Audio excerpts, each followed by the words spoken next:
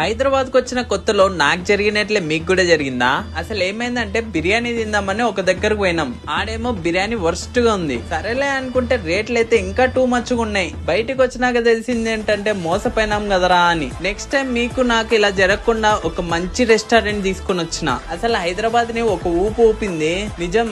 ఈ రెస్టారెంట్ వచ్చాక ఆ ఏరియాలో ఉన్న రెస్టారెంట్లన్నీ కేల్కతం దుకాన్ బంద్ అట్లుంటది. మళ్ళీ ఈ రెస్టారెంట్ ఇంతకి రెస్టారెంట్ పేరేంటో తెలుసా? గోల్కొండ రెస్టారెంట్. బిర్యానీలకు తోపిది. యాన్నో అనుకున్నారు. KPHB లో నెక్సెస్ మాల్ ముందనే ఉంటది. ఈడ హైదరాబాద్ లోనే నెక్స్ట్ లెవెల్ బిర్యానీలు దొరుకుతాయి. అట్లిట్లని కాదు, సాయంత్రం 5కు పోయినా అగ్గ బయట ఇట్లా కూర్చొని గంటో అర్ధ గంటనో వెయిట్ చేస్తే అప్పుడు లోపలికి తినడానికి పంపిస్తారు. అంత క్రౌడ్ ఉంటది. మరి అంత క్రౌడ్ ఉందంటే ఆ నెక్స్ట్ లెవెల్ బిర్యానీలు చూపియాల్సిందే కదా. ఫస్ట్ ఇది నల్లి గోష్ బిర్యానీ. ఇది ఆర్డర్ చెప్పుకున్న వాళ్ళందరూ ఒకటే అంటారు, పైన ఆకాశం కింద భూమి. ఈ నల్లి కోష్ బిర్యానీ టూ గుడ్ అని. నెక్స్ట్ ఇది మటన్ గీ రోస్ట్ బిర్యానీ. బట్టలు చింపుకుంటారు భయ్య దీనికోసం. ఏకంగా సపరేట్ ఫ్యాన్ బేస్ ఉందంటే ఇంకా అర్థం చేసుకో.